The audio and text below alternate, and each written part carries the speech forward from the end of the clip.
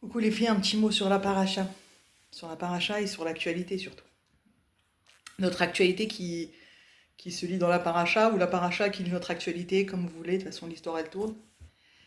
On assiste en ce moment aux parachiotes de Shemot, qui sont le Galut Mitzrayim, et là, on est déjà dans le début de la Géoula, dans les Makot, dans le processus de la Géoula. Il y a quelque chose qui est très interpellant et que j'aimerais qu'on mette à jour aujourd'hui avec ce qu'on est en train de vivre avec cette libération de nos otages.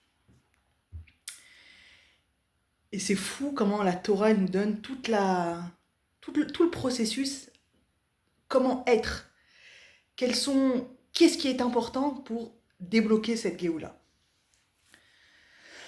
Il y a écrit que les Bnei Israël, ils sont sortis au 49e degré. Ça veut dire que c'était la limite des limites. Et Bisrout quoi, ils sont sortis par le mérite de quoi? Par le mérite de 3 choses. 1, ils ont gardé leur nom, ils ont gardé leur langue et ils ont gardé leur tenue vestimentaire. C'est-à-dire que sur ça, ils n'avaient pas bougé. Ils étaient restés fidèles à leur nom, leur langue et leur tenue vestimentaire. Évidemment, il y a plein d'explications sur ces 3 points, mais en tout cas, ce qui vient tout de suite, qui saute aux yeux, c'est cette force de prouver son identité. C'est-à-dire que le nom, la langue, la tenue vestimentaire, c'est très extérieur a priori, mais ça marque très fortement notre différence, notre identité, l'identité juive en l'occurrence. Et quel rapport avec aujourd'hui? Pourquoi je vous parle de ça aujourd'hui? Parce qu'il y a quelque chose de très important qui va faire de nous qui l'on est, aussi bien en tant que peuple qu'en tant qu'individu individuel. C'est-à-dire que qui l'on est en pratique, en nous-mêmes, et qui l'on est dans le peuple, et quel peuple on est. Ça veut dire que nous, on est un monde en soi, notre appartenance au peuple, c'est un monde en soi, et le peuple, c'est un monde en soi. D'accord? Ça veut dire que nous et le peuple, en fait, nous, on porte en nous tout le peuple. Et le peuple porte chacun d'entre nous. Donc en fait, ce qu'on va dire là, c'est aussi bien au niveau pratique, au niveau individuel, qu'au niveau du peuple. Qu'est-ce qu'on voit dans cette paracha qui nous explique très clairement que voilà, par les 3 points que les Bnei Israël ils ont tenus, c'est grâce à ça qu'ils sont sortis de Mitzrayim. On nous apprend ici les valeurs. Quelles sont les valeurs auxquelles on tient et qu'on ne bouge pas? C'est-à-dire que chacun d'entre nous, quand il s'arrête 5 minutes et il réfléchit sur lui-même, il va avoir 2 ou 3 valeurs méga importantes, primordiales, qui va faire de lui qui il est, qui va faire son identité, qui va faire, j'ai envie de dire, tracer sa vie, qui va tracer sa vie. Parce que selon ses valeurs à lui, il va aller dans tel ou tel chemin, aussi bien professionnel que religieux, que familial, peu importe. Ces valeurs vont conditionner son chemin de vie. Et pourquoi je vous dis ça aujourd'hui? Alors, je viens pas faire de la politique, ça m'intéresse pas, de toute façon, j'y comprends rien. Donc, je viens pas faire de la politique. La seule chose que je viens apprendre comme leçon, pour moi-même déjà, pour comprendre cette force, c'est cette capacité de défendre, coûte que coûte, la valeur de la vie du juif. Ici, Netanyahou, il est venu, il a tranché. Encore une fois, c'est pas de la politique, je m'en fiche. Mais c'est pour apprendre de l'être humain, pour apprendre cette force. Qu'est-ce qui fait d'un homme un leader, malgré tout? Il a tranché avec tout ce que ça implique, aussi bien au niveau de la sécurité, aussi bien de la dépopularisation de ce qu'il est, aussi bien nationalement que internationalement, il a tranché qu'il préférait faire entrer les otages contre tout ce qu'on lui a imposé. C'est-à-dire qu'il a choisi sa valeur en priorité. Et sa valeur, c'est quoi? C'est l'importance de la vie d'un juif. C'est pikuach nefesh, c'est En vérité, tout ce que la Torah nous demande, la vie d'un juif, elle est au-dessus de toute la Torah. On doit transgresser Shabbat. S'il y a un cas de Pikuach Nefesh, on doit aller au-dessus, on doit transgresser Kippour. La vie d'un juif passe au-dessus de toutes les mitzvot de la Torah. Netanyahou, il a pris ça sur lui. Ça veut dire que pour lui, c'est une valeur intrinsèque. Ça bouge pas.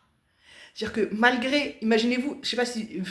Enfin, mettez-vous à sa place, quoi. Le monde entier contre lui. Le monde entier, même dans le pays. Comment on peut faire ça? Tu vas rendre des tueurs, des terroristes, tu vas rendre des choses, enfin des conséquences catastrophiques. Oui. Mais ma valeur, c'est la vie d'un juif. Ma valeur, c'est mon engagement à les ramener. Point. Tout ce que vous allez dire après, bah tant pis. Je dois mettre les valeurs que je vis à l'intérieur de moi en exécution. Et rien que pour ça, déjà, il est un leader. Il est un leader parce qu'il va dans sa valeur profonde.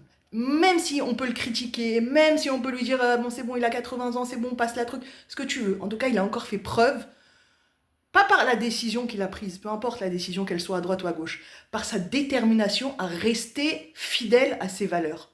C'est ça qui fait de lui un leader. C'est ça qui fait de lui qu'on peut l'admirer. C'est ça qui donne confiance à un personnage pareil. C'est ça qui nous réveille. C'est quelqu'un qui est fidèle à lui-même.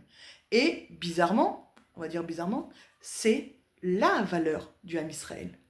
Cette valeur de la vie, c'est la valeur intrinsèque que chaque Ben Israël il a à l'intérieur de lui. La preuve, tout le monde a versé une larme quand il a vu les Khatoufot revenir. C'est bouleversant. Pourtant, on sait ce que ça peut entraîner. Mais il n'y a rien qui peut nous faire vibrer autant que de voir enfin ces jeunes filles revenir. On a tellement prié, on a tellement espéré. Mais on espère qu'ils vont tous revenir en bonne santé. Mais c'est déjà le début de la Géoula, c'est déjà le début de quelque chose à l'intérieur de chaque Ben Israël qui a bougé, qui s'est dit ouf, elles reviennent. Pourtant on ne les connaît pas, on ne sait pas qui elles sont, peut-être qu'on les rencontrera jamais. Non, mais c'est la valeur de la vie d'un juif. On a été complètement touchés chacun à l'intérieur de nous. C'est ça le Ben Israël. Le Ben Israël, c'est s'accrocher à ses valeurs identitaires, s'accrocher aux valeurs qui font vivre le Ham Israël, qui font vivre chacun d'entre nous, parce que chacun d'entre nous, il a des valeurs à l'intérieur de soi. Chacun d'entre nous, bien sûr, il a cette valeur du juif, parce qu'elle est intrinsèquement, elle appartient intrinsèquement à ce que l'on est en tant que juif. Dans notre neshama collective de juifs, il y a cette valeur qui est la vie du juif. Mais à part ça, dans l'individuel, dans le chacun il a ses valeurs. Chacun, il a ses valeurs et c'est pas pour rien.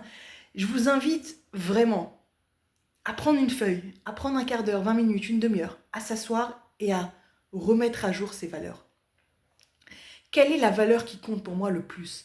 Quelle valeur je ne pourrai jamais transgresser? Qu'est-ce que, si je le fais, je ne serai plus moi-même? Je ne serai plus qui je suis profondément. Et pourquoi c'est important de faire ça?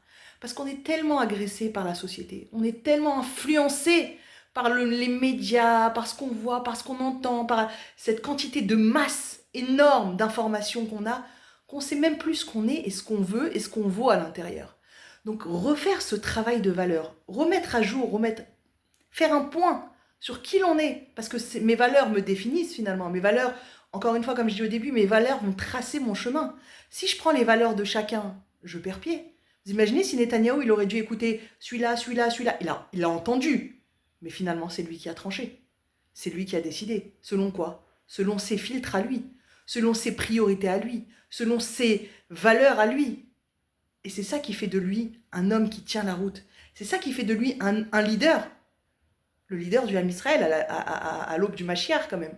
On peut dire ce qu'on veut, mais c'est quand même lui qui est là à tenir les rênes du pays et à prendre des décisions quasi impossibles à cette période.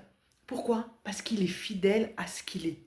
Ou en tout cas, il essaye au maximum, dans la mesure de possibilités et d'action qu'il a, d'être fidèle à lui-même. Et c'est comme ça, le Ham Israël, il est sorti d'Égypte parce qu'il a été fidèle à ses à son identité, par son nom, son langage, ses habits, etc. Quand on reste fidèle à qui l'on est, on avance. Quand on reste fidèle à qui l'on est, on se trouve et on arrive à trouver son chemin de vie. Évidemment, il y en a une qui va avoir comme valeur, je sais pas moi, c'est la justice, moi c'est la paix, moi c'est... peu importe quelles sont vos valeurs, elles sont pas là par hasard. Elles sont là pour vous aider à trouver votre chemin. Elles sont là pour vous mettre dans les rails de qui vous êtes qu'est-ce que vous êtes venu faire sur Terre. C'est pour ça que c'est très important. Et évidemment que Hachem, on est tout ce que Hachem nous a fait. D'accord? On n'est rien de nous-mêmes. On n'est rien de nous-mêmes. Tout ce qu'on a comme Kélim, c'est ce que Hachem il nous a donné parce qu'on doit faire quelque chose sur Terre avec. Donc il n'y a pas des meilleures valeurs que d'autres. Il y a les valeurs parfaites sur mesure pour ce que toi tu dois faire dans ta vie. Voilà, j'ai trouvé ce rapprochement hyper important. Je vous invite vraiment à faire cet exercice. Remettez à jour vos valeurs, ça va vous redonner de la confiance en vous. Ça va vous redonner une direction dans la vie vers laquelle vous voulez aller. Ça aide énormément et ça va faire venir le Mashiach. Parce que si chacun il est bien dans sa mission, le Mashiach il arrivera, Bezrat Hashem. Shabbat Shalom.